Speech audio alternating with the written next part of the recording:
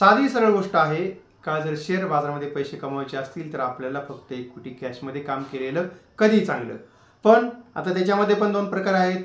काही लोक म्हणतील मग इक्विटी कॅश म्हणताय तुम्ही, मग आम्ही इंट्राडेमध्ये काम करू, तर त्यात तुम्हाला पैसे जाण्याचे चान्सेस आहेत. आपल्याला फक्त जर समजा काम आपण केलं ते पण आपल्याला इक्विटी डिलिव्हरीमध्ये, त्याच्यामध्ये मग तुमचं शॉर्ट टर्म ट्रेडिंग आलं, तुमचं स्विंग ट्रेडिंग आलं आणि किंवा तुमचं लॉंग टर्म ट्रेडिंग आलं, तर या सगळ्यामध्ये आपल्याला पैसे भेटतात. तर म्हणजेच आपल्याला एका दिवसात पैसे भेटणं हे कधीतरी होतं, पण जर आपल्याला कायम कंटिन्यू जर पैसे कमवायचे असतील तर आपल्याला हे शॉर्ट टर्म ट्रेडिंग आणि किंवा स्विंग ट्रेडिंग करायला पाहिजे. आता ही गोष्ट एकदम साधी सरळ आहे. पण आता मग एकंदरीत मी जे ट्रेडिंग करतो ना, मी पण शॉर्ट टर्म ट्रेडिंग करतो, स्विंग ट्रेडिंग करतो आणि त्यातून मला चांगले पैसे भेटतात. आणि मग आता मग राहतो प्रश्न, मग तुम्ही म्हणाल हे तुम्ही आम्हाला का सांगता? तर एकंदरीत बघा, आता काय होतंय का बरेचसे नवीन लोक मार्केटमध्ये येतात. मग कोण ऑप्शन ट्रेडिंग करतं, एका दिवसात लाखाचे 12,000 होतात, कधी कधी सगळेच जातात, कधी कधी 12 लाख पण होतात, पण मग ते पण जातात, कॅपिटल पण जातं. आणि आता कसं असतं, आता कुठलंही ज्ञान हे आपलं दिल्यानं वाढतं. आणि आपण जर समजा ज्ञान घेताना आपण म्हटलो ना मला सगळं कळतंय, तर मग आपलं काही खरं नाही. आणि म्हणून का जर समजा आपल्याला मला फॉलो करायचं असेल तर माझा टेलिग्राम चॅनल आहे, त्या टेलिग्राम चॅनलची लिंक मी डिस्क्रिप्शनमध्ये खाली दिलेली आहे. नाही तर साधं सरळ आहे, आपण टेलिग्राम चॅनलच्या सर्चमध्ये जा, माझं नाव टाका संदीप कोठोळ, म्हणजे 2 चॅनल येतील आणि दोन्ही चॅनल आपल्याला त्याच्यामध्ये जॉईन करायचे. दोन्ही चॅनल पब्लिक चॅनल आहे, कुठल्याही प्रकारचे आपण काही पैसे घेत नाही.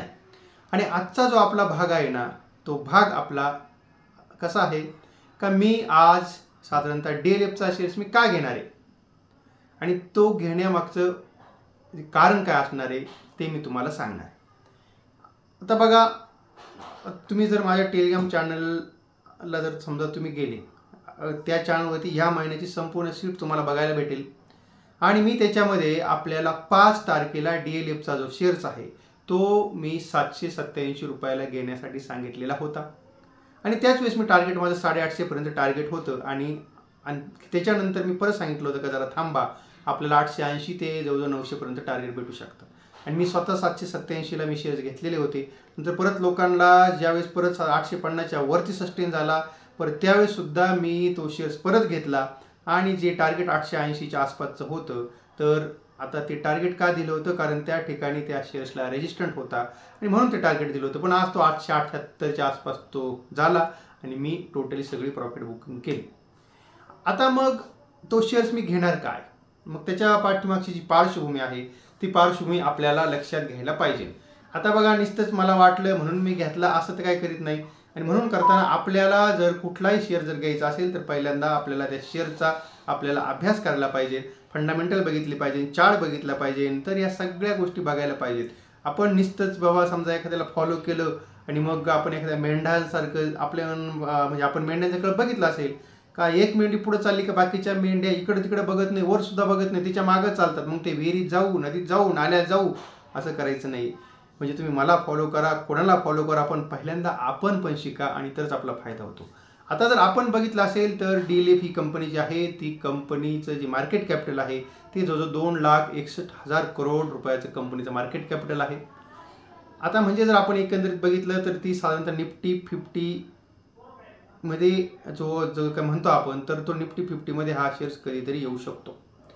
आणि जर आपण जर समजा आणखी बघितलं तर ह्या शेअरचा जो P रेशो आहे तो जो 79 आहे.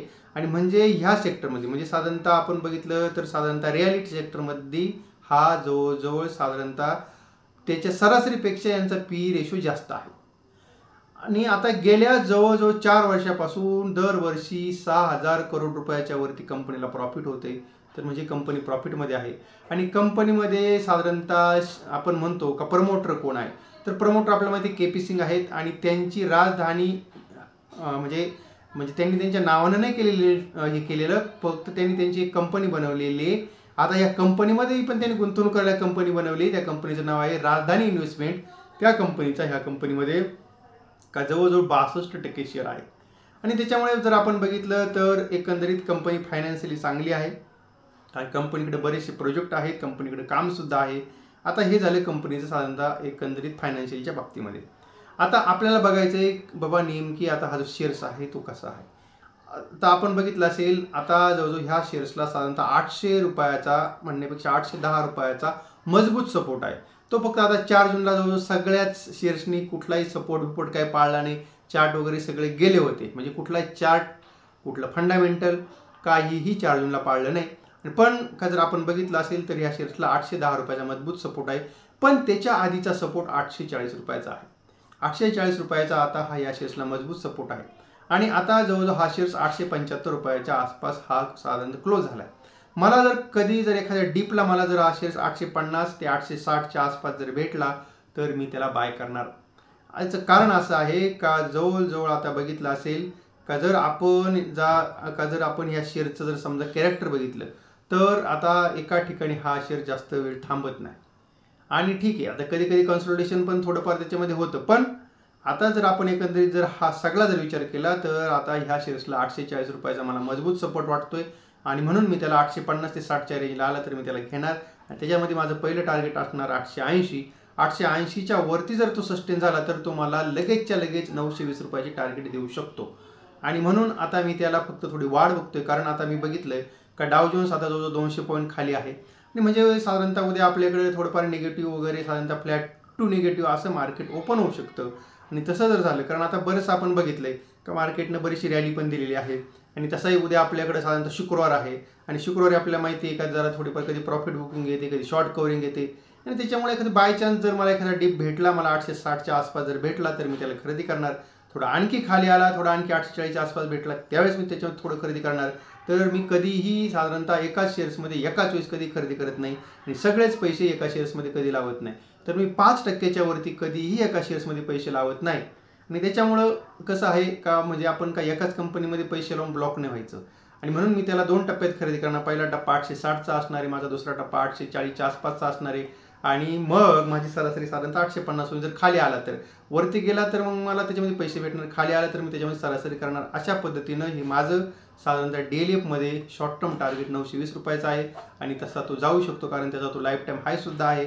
आणि मार्केट लाईफ टाईम हायला आहे तरी पण अजून ह्या शेअर्समध्ये तेवढं पोटेन्शियल आहे लाईफ टाईम हायपर्यंत जाण्याचं, पण तो अजून गेलेला नाही आहे. आणि त्यामुळे मी त्याला बाय करणार आहे. आणि आता एकंदरीतच आता हे आपण सगळं मी तुम्हाला सांगितले. पण मग आता आपल्याला जे काय आहे तर ते मला साधारणतः डिस्क्लेमर द्यावं लागतं का हा सगळा व्हिडिओ आपला एज्युकेशनल बेसवरती आहे. मी कुठल्याही प्रकारे सेबीचा रजिस्टर टेक्निकल अनालिस्ट नाही आहे. मी तुम्हाला ह्या शेअर्समध्ये कुठल्याही प्रकारचे बायची किंवा सेलचे तुम्हाला रिकमेंडेशन दिलेलं नाही आहे. मी काय करतोय, मी काय करणार आहे हे फक्त मी तुम्हाला सांगितलंय.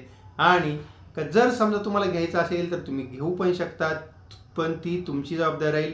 आणि त्याच्याशी माझ्या चॅनलचा काहीही संबंध असणार नाही. त्याच्यामुळे आपण कुठलाही ट्रेड करताना तुमच्या जबाबदारीवरती करा.